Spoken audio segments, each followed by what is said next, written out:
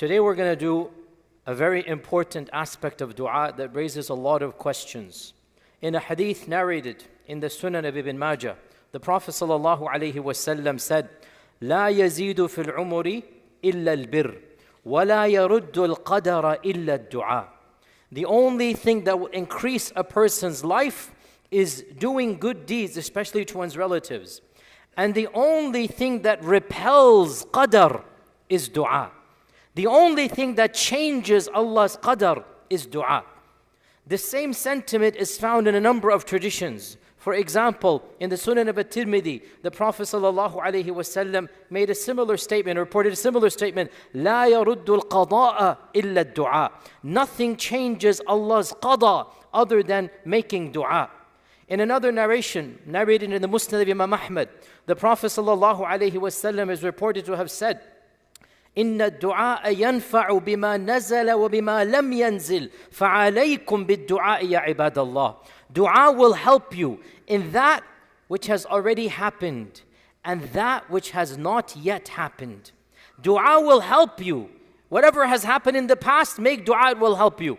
And whatever has yet to happen, make dua, it will help you. So I command you, O servants of Allah, to make dua.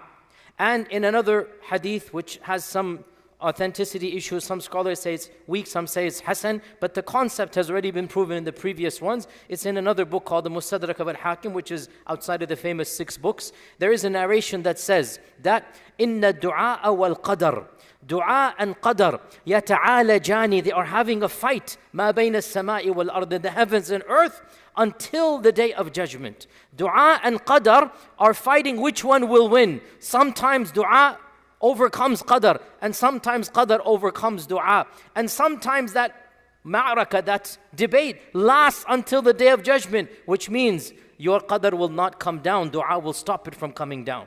Right? So all of these traditions collectively, they tell us a very interesting reality, which raises a lot of questions.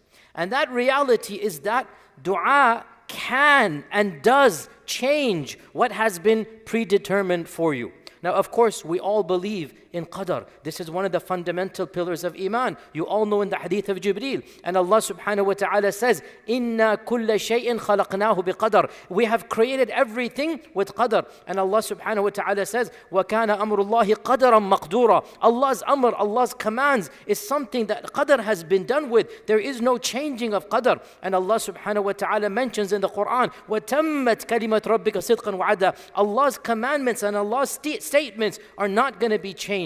So we believe in qadar. And yet we're hearing in these hadith that dua changes qadar.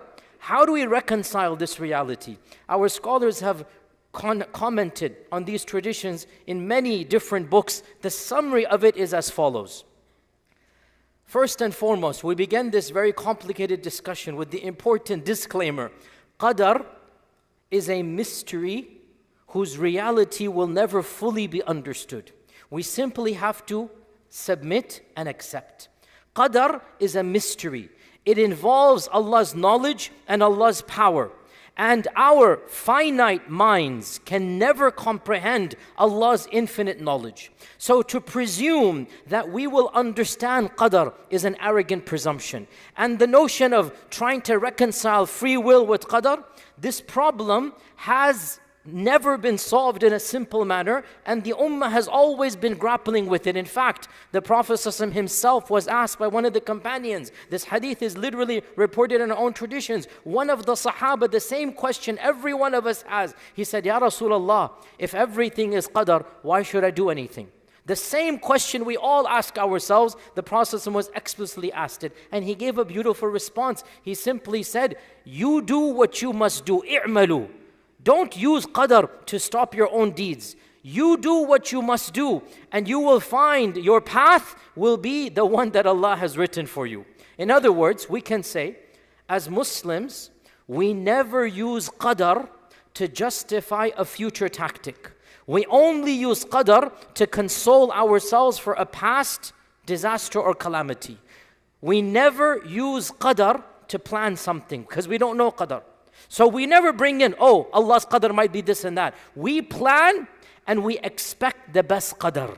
So that's the first point. We're never going to fully understand qadar. The second point, how does dua change qadar? Our scholars mention that in reality there are 5 levels of qadar. There are 5 levels of qadar. And dua changes the lower levels, but the higher levels, it has already been predetermined that because of dua, the lower level will change. And the highest level, only Allah knows, even the angels don't know. The highest level of qadar, only Allah knows. Very quickly, what are these 5 levels? Number 1, the first level is what is written in Lawh al-Mahfuz. And that only Allah Azza wa Jal has access to. Allah knows what is in Lawh al-Mahfuz. It was written before Allah created the creation. The famous hadith, the first creation that Allah created was the pen. And Allah said to the pen, write. And the pen wrote down everything that would happen until the Day of Judgment. That is the Lawh al-Mahfuz.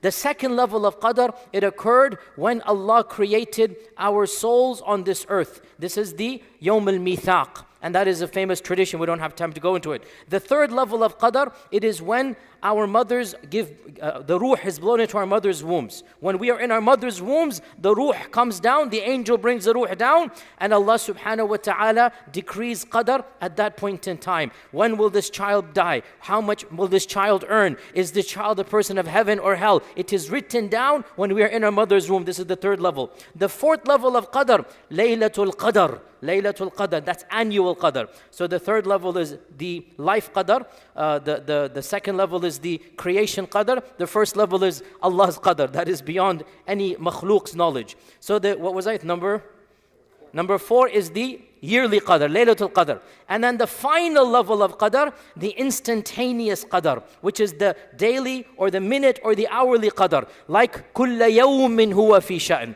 That is the immediate qadr. Now, when the Prophet ﷺ said, لا يرد القدر إلا الدعاء, nothing changes qadr except dua. What this means, for example, Allah might tell the angel of death on Laylatul Qadr that this is this person's last year. And on such and such a date, in Rajab 17th, whatever it might be, you're going to take his soul. So the angel of death is assuming this person is going to die on the 17th of Rajab, for example. But Allah has written in a higher level that if this person makes dua, or if his children make dua, or if his parents make dua, then he will be given an extension. And the parents make dua for the child. And because of that dua, even the angel thinks, right now I'm going to take the soul. On the same day, Allah subhanahu wa ta'ala extends to a time that only He knows. Even the angel did not know, and that extension happens. Why? Because people made dua for this child. Because others were making dua for a cure. So, the bottom line, obviously, Allah doesn't, like in our vernacular, change His mind. That's not befitting of Allah. Allah knows everything. But Allah gave us an incentive. Why change lower levels of qadr and the higher level is already known? Why? Because, here's the sir or the secret. When dua is so beloved to Allah, and we've explained in the last 8 days why dua is beloved. When Allah wants you to make dua, Allah has given us yet another incentive. And that incentive is, it is possible for you to change even the lower levels of qadr by your dua. And Allah wants us to make dua even in hopeless situations. And Allah will reward us for that dua. And the dua will have benefits even if that qadr did not change. The effects of dua will continue throughout your life. So Allah wants you to make dua. And so this is the secret of why Allah subhanahu wa ta'ala has told us that dua changes qadr. Because He wants us to make dua even when we think all odds are against us. Even when we think qadr is against us. The Prophet ﷺ told us, don't worry, your dua and only your dua. Nothing else changes qadr, by the way. Nothing changes the lower levels of qadr. Not anything other than dua. And to conclude this, even the Prophet ﷺ would make dua to change qadr. How so? In the authentic hadith in Sahih Bukhari, the Prophet ﷺ would say it's a long dua, and one phrase, وَأَعُوذُ بِكَ, I seek refuge in you, مِن سُوءِ الْقَضَاء, from the qada that is bad for me. I don't want that qada. He's making dua to Allah to change the qada that has already been decreed. Think about it, right? The qada has been decreed. And the Prophet is saying, I don't want it. Oh Allah, get rid of it. This is from the sunnah. We don't want bad qadr.